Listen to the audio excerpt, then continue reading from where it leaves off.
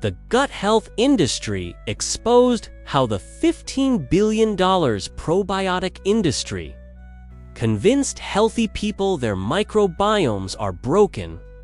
What if I told you that a $15 billion industry has convinced millions of healthy people that their gut is broken and needs expensive supplements to fix it?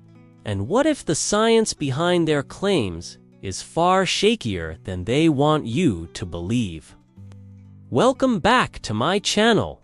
Today, we're diving deep into one of the most profitable health trends of the last decade, the gut health industry.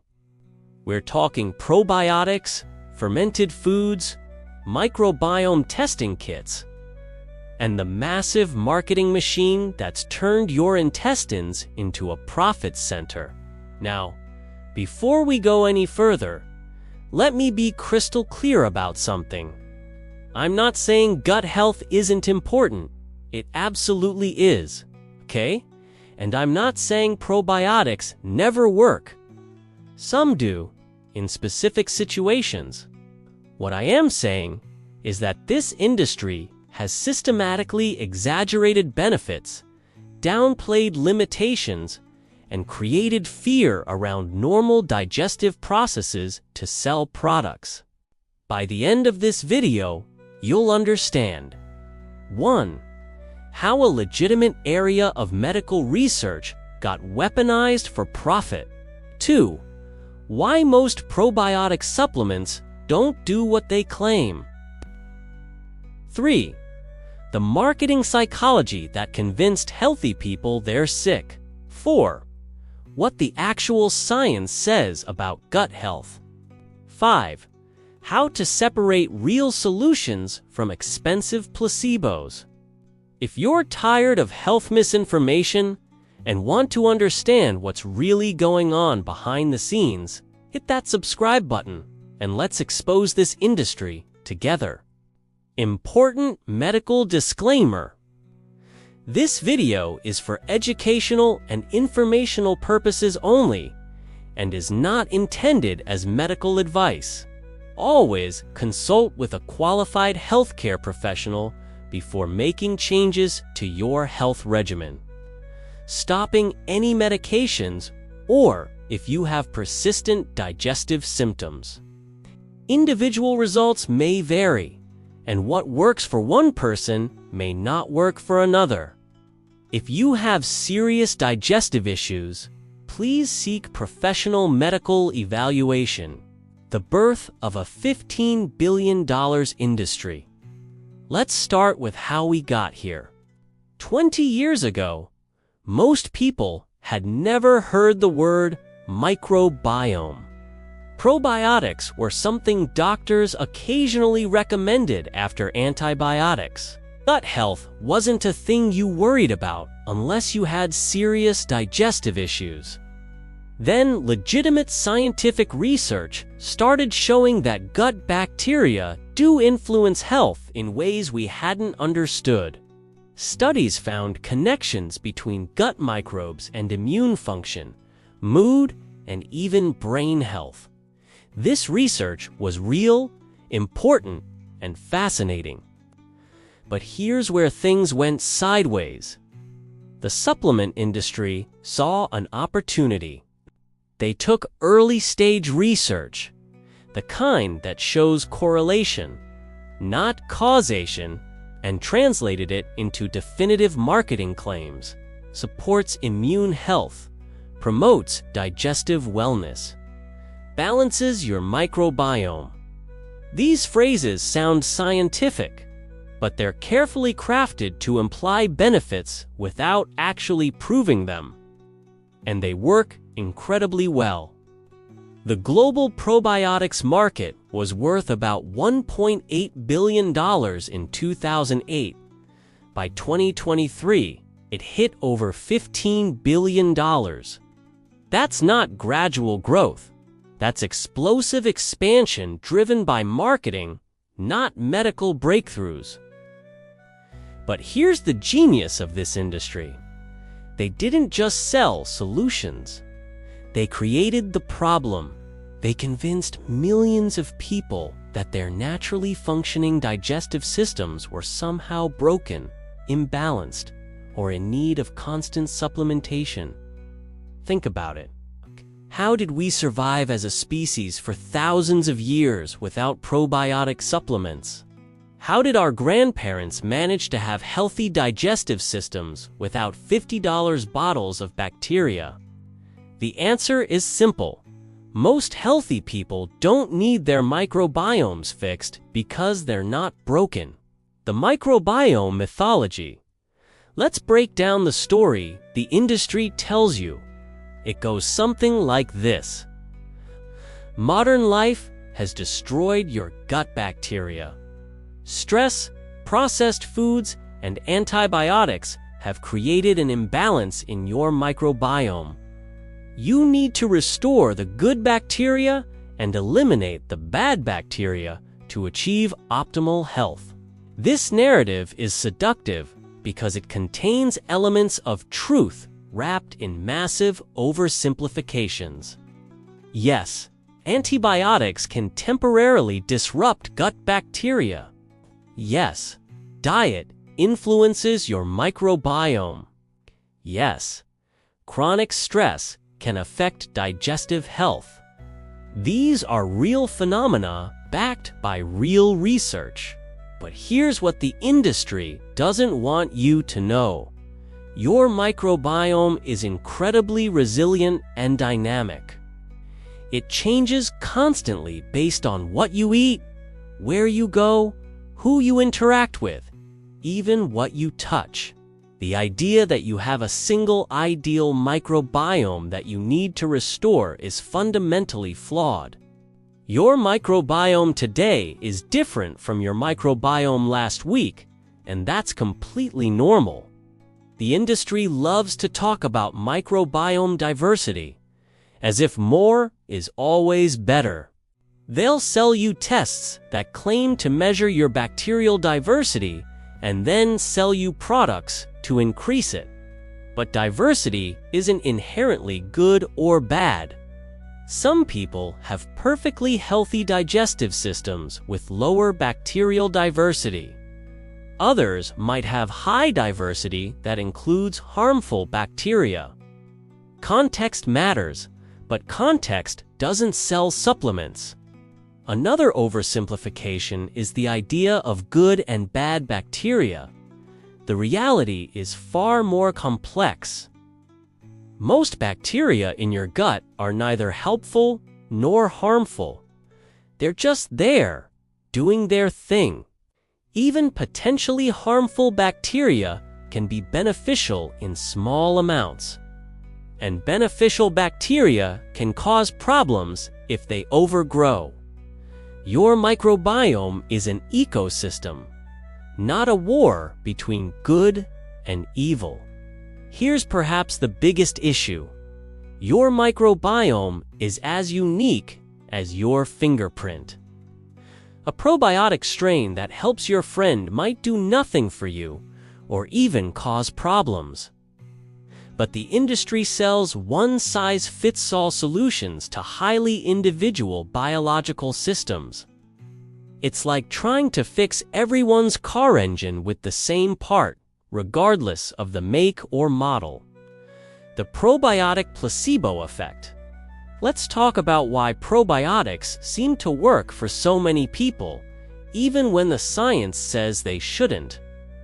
The answer is a combination of placebo effect, regression to the mean, and clever marketing psychology. Digestive issues are particularly susceptible to placebo effects because they're subjective and influenced by stress and expectations. If you believe a supplement is helping your digestion, you might actually feel better temporarily. Studies consistently show that placebo effects are strongest for symptoms like bloating, gas, and general digestive discomfort. Exactly the issues most probiotic companies target. Here's another psychological factor. Most people start taking probiotics when they're already experiencing digestive issues. But many digestive problems resolve on their own within a few weeks, regardless of intervention. So people take a probiotic, their symptoms naturally improve over time, and they credit the supplement. This is called post hoc ergo propter hoc, assuming that because B happened after A must have caused B. Once someone spends $30 to $50 on a month's supply of probiotics, they're psychologically invested in believing it works. This is called the sunk cost fallacy. People don't want to admit they wasted their money, so they convince themselves they feel better. There's also something to be said for the ritual of taking daily supplements. It makes people feel like they're taking control of their health, which can reduce anxiety and stress, factors that genuinely do affect digestion. Social media has amplified these effects. People share their gut health journeys and create communities around probiotic brands. This social reinforcement makes the placebo effect even stronger. When you look at high-quality, placebo-controlled studies, most probiotic supplements show minimal benefits for healthy individuals. The effects are often statistically significant but clinically meaningless. The difference between placebo and probiotic groups might be so small that it doesn't actually improve quality of life. The few areas where probiotics show consistent benefits are very specific: preventing antibiotic-associated diarrhea, managing certain types of IBS, and a few other specific medical conditions. But these represent a tiny fraction of probiotic sales. The marketing machine. Let's examine the marketing psychology that built this industry. It starts with fear. Fear that your gut is damaged, that you're not healthy, that you're missing out on optimal wellness. Probiotic companies love to use white coats, scientific-sounding language, and references to studies. They'll say things like clinically studied strains or backed by research, without mentioning that the research might be on completely different populations or conditions. Social media influencers and wellness bloggers have become crucial to this industry. They share personal stories about how probiotics changed their life, often while being paid to promote specific products. These testimonials are powerful because they feel authentic even when they're not. And because of confirmation bias, people remember the success stories and forget about the failures. The industry deliberately makes gut health seem more complicated than it is. They use terms like postbiotic metabolites, prebiotic fiber, synergy, and microbiome modulation to make their products sound sophisticated and necessary. But complexity is often a red flag in health marketing. The most effective health interventions are usually simple: eat more fiber, exercise regularly, manage stress, get enough sleep. Expensive probiotics often sell better than cheaper ones because people assume higher price means higher quality. This is called the price-quality heuristic, and supplement companies exploit it ruthlessly. A probiotic that costs $60 must be better than one that costs $15, right? Not necessarily. Often, you're just paying for marketing and packaging. Many companies have moved to subscription models that automatically charge your card every month. This reduces the psychological pain of each purchase and creates steady revenue streams. But it also makes it easy for people to spend hundreds of dollars per year without really thinking about whether the products are working. The regulatory loophole. Here's something most people don't understand. Probiotics are regulated as dietary supplements, not medications. This creates a massive regulatory loophole that companies exploit. Unlike medications, supplements don't have to prove they work before being sold. Companies only have to show their products are generally recognized as safe, a much lower bar than proving efficacy.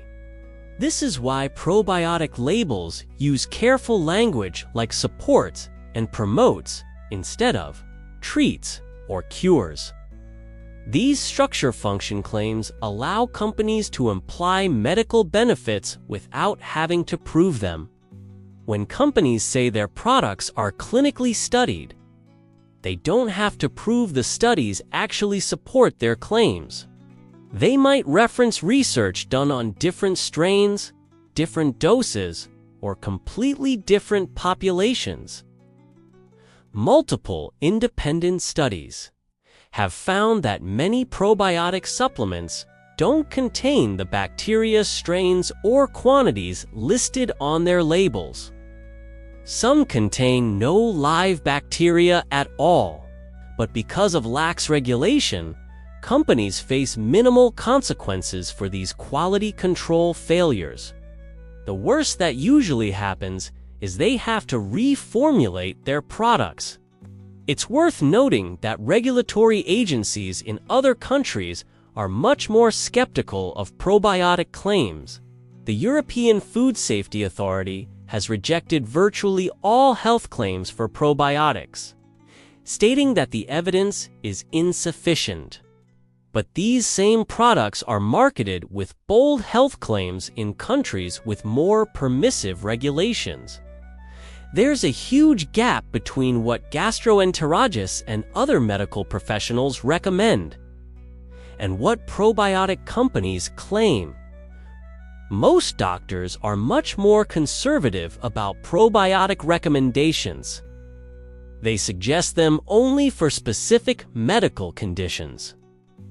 But the marketing creates an impression that probiotics are universally beneficial and recommended by healthcare professionals. What the science actually says. Let's look at what high-quality research actually shows about probiotics.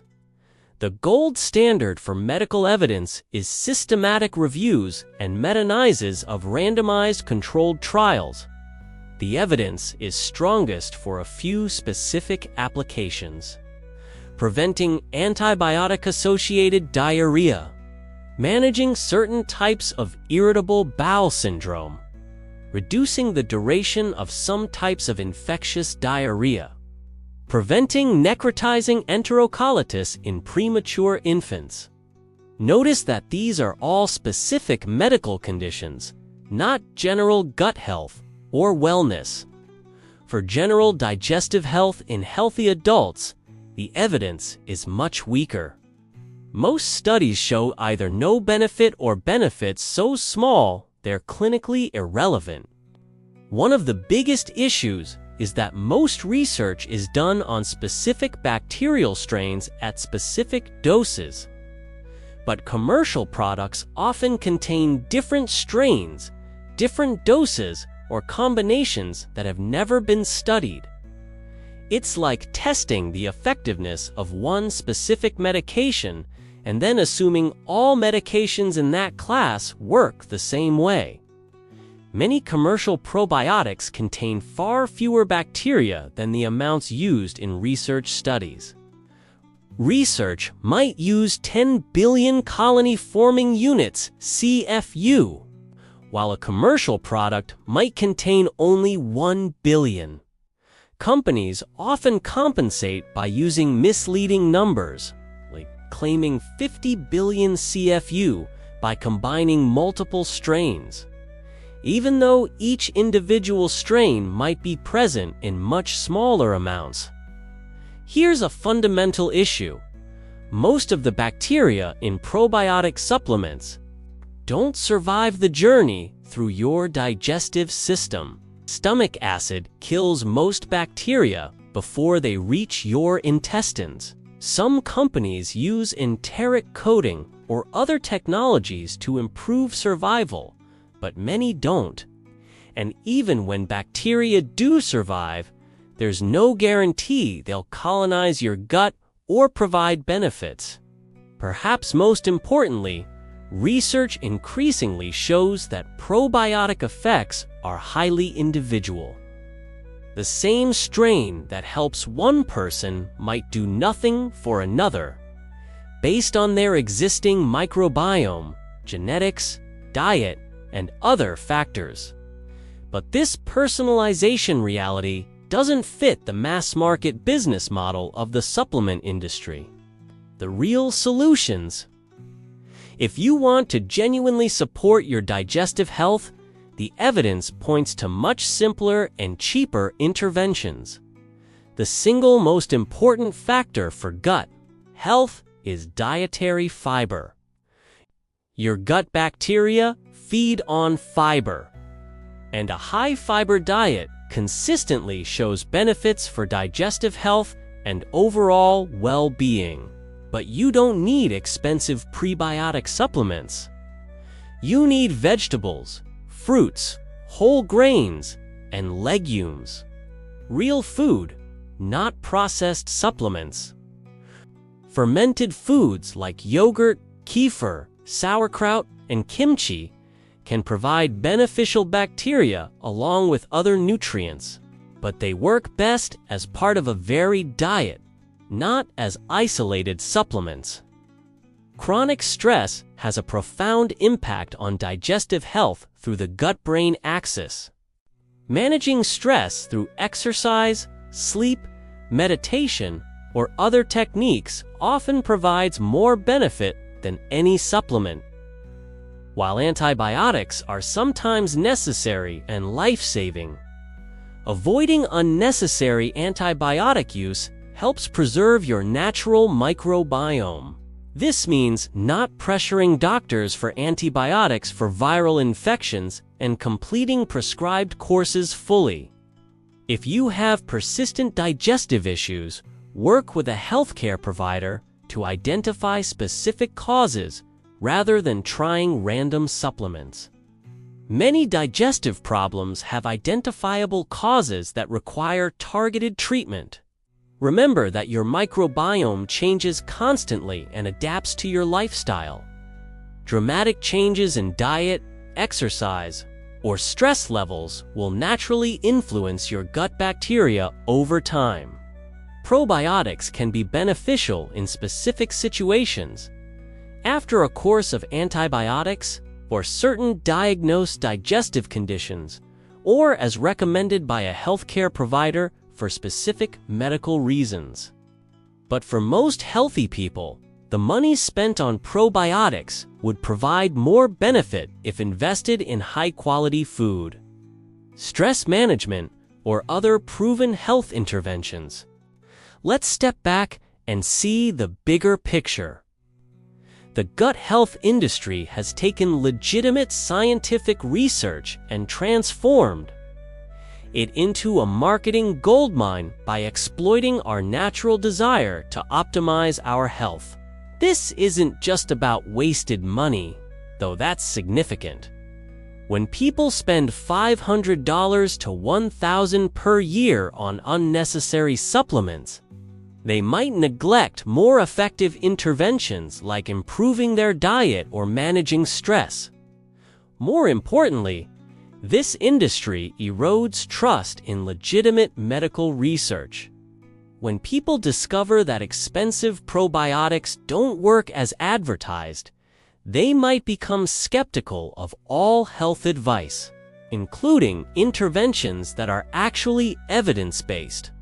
So what should you do? First, save your money. Most healthy people don't need probiotic supplements. Second, focus on proven interventions. Eat more fiber-rich foods. Manage stress, exercise regularly, and get adequate sleep. These interventions cost less and provide more benefits than any supplement.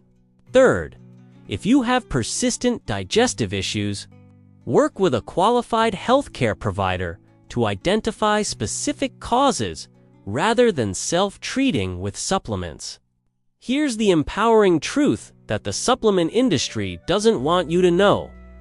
Your body is incredibly good at maintaining gut health on its own. You don't need expensive products to have a healthy microbiome. You need basic, consistent health habits. Finally, approach health claims with skepticism.